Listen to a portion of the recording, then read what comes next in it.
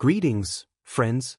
You are on the channel Dale_Eagle, and today we will discuss the situation in Ukraine on February 21, 2025. Today there has been a huge number of events, so let's get started. We will start with you on the Dnieper direction, where a lot of important information is also coming from. Here the Ministry of Defense of the Russian Federation confirms that in the course of hostilities the settlement of Nadyev or Nadezhdinka came under the full and confident control of the armed forces of the Russian Federation.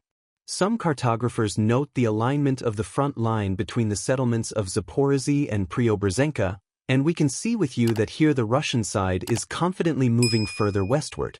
There are literally 4 or 5 villages left, and between the border and the territories under the control of the Russian Federation, the total distance from the advanced positions of the Russian army to the border of the region is already less than 8 kilometers. The Russian side is resolutely storming and moving precisely in the western direction. We are then moving with you to the Pokrovsky section of the front. If we talk about the successful Kotlino-Sandy line, the situation here has stabilized. To all appearances, regrouping is underway. The Russian side is accumulating forces before a possible further offensive. But the most important images are coming from the territory of the Lysovka settlement.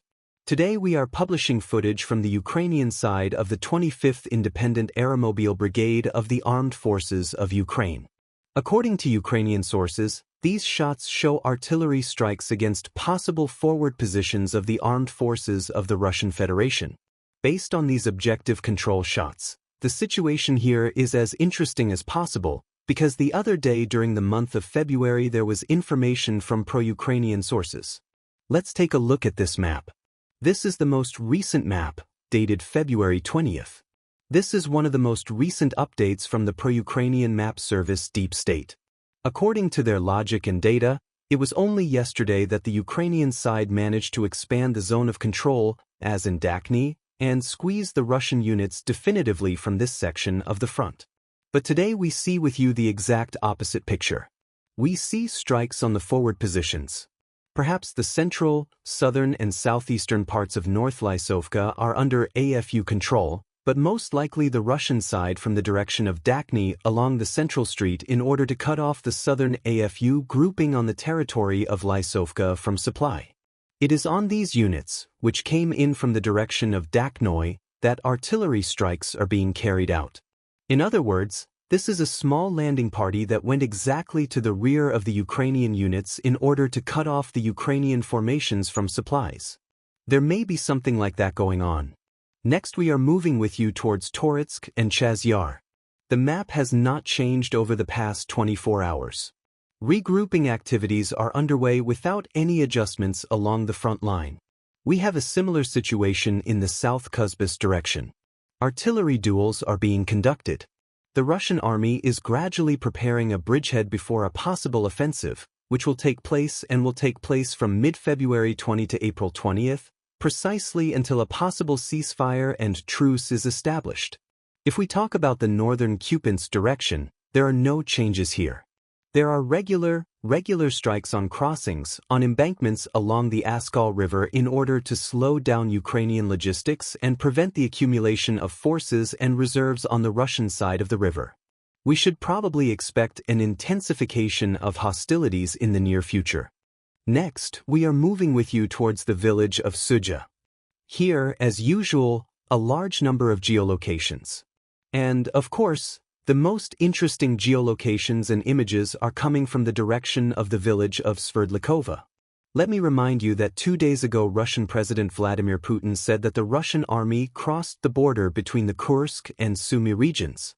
And, of course, no serious geolocation data and map corrections were published by, let's say, reliable sources.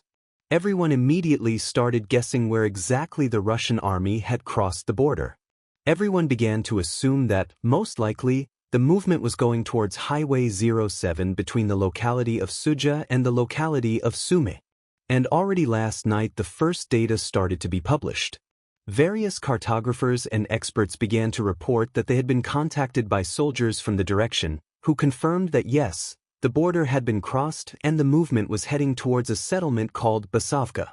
This information was later picked up by neutral cartographers who indirectly confirmed, at least indirectly, that this section of the front is disputed territory. More and more evidence suggests that this is where the Russian side is attacking the Basavka side. You and I have discussed this repeatedly. The main objective of this operation is to get as close as possible to the N07 highway. If the Russian side manages to get close to this supply artery, it will be extremely difficult for the AFU group located on the territory of Suja to maintain its forces, supply and transportation of personnel. I would also like to note the rather increased activity in the Bryansk direction. It should be noted here that despite the fact that there is a lot of information and innuendo that the Ukrainian side is planning to launch an offensive in the Bryansk direction, that in the near future the Ukrainian side may try to move towards Bryansk in order for Zelensky to regain his position, perhaps to reconcile with the West, with the United States of America again, these are just innuendo.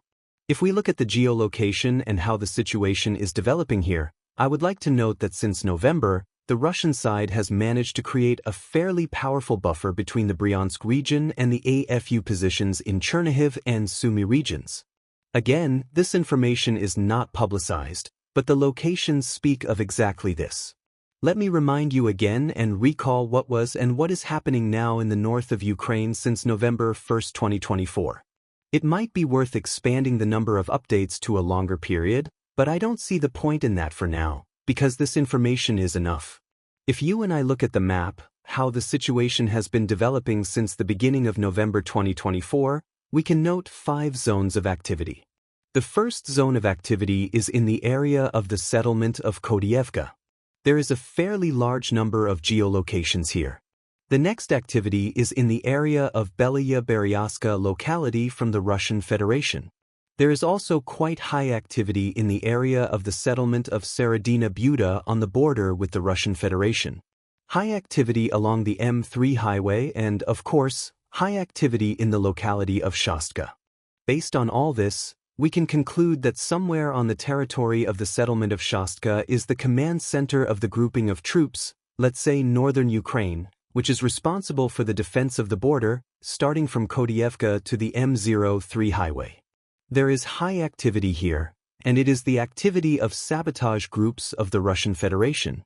We are not saying that the Russian side has managed to expand the zone of control and create a buffer zone using the regular army. This is not the case. If we are talking about this direction, it is mainly sabotage groups that are working here, and it is through them that the Russian army has managed to significantly expand the zone of control. Let us start with the northern part, from the settlements of Semyonovka, Kodievka, and Tymanovikai. As early as November, footage began to come in of the Russian side destroying bridges along the river in order to cut off regions along the border. A fairly large amount of footage was published from the village of Semyonivka, which confirms the presence of Russian sabotage groups on this section of the front. That is, in general, the settlements of Krasny Loza, Karpovichi, Gady, Koli, Kalinovskia, Tymanovikai, Brano, Medvedivka, and possibly partially Yanzalivka are already under the control of the Russian Federation. There is a large amount of evidence of the presence of Russian units. If we rewind the chronology back a few months, we can see that a fairly substantial barrier has already been created, which will prevent the Ukrainian side from launching a surprise and lightning attack. The next buffer has been created in the area of the Gremiaki settlements, to the north, 45 kilometers from Shastka. If we talk about this section of the front, even objective control footage has been published, on which we can observe Russian soldiers and saboteurs who have raised a large number of Russian tricolors on this section of the front. Even based on this footage, we can see how bridges along the Sudost River were destroyed. In this footage, we can see Russian saboteurs trying to plant mines or explosives, after which the bridge was destroyed.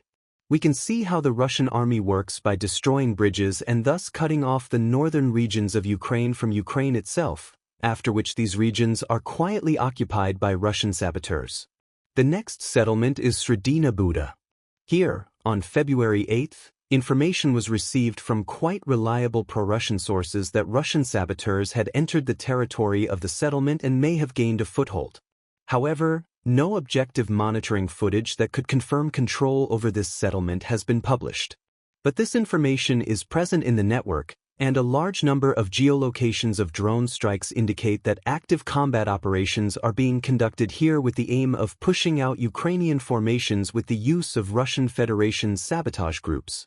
The next activity is observed along the M3 highway, which runs from Kiev to Moscow. The Ukrainian side is planning to launch the Bryansk offensive. If we summarize everything and talk about the buffer zone that has been created in the north of Sumy and Chernigov regions, this buffer already significantly exceeds all the territories that are under the control of the armed forces of Ukraine in the Suzansky outpost. This topic is simply not covered in the media, but it exists, and it is a reality that the Ukrainian and Russian military leadership live with. Well, we will see how the situation develops further. But based on how clearly and intensively the Russian units are working, we can conclude that perhaps something is coming up on this particular section of the front. In general, if we calculate the shortest distances from Kiev to the border of the Russian Federation, the M3 highway is this road. That's all for now, dear friends. Thank you for watching, subscribe to the channel, put your likes and have a good day.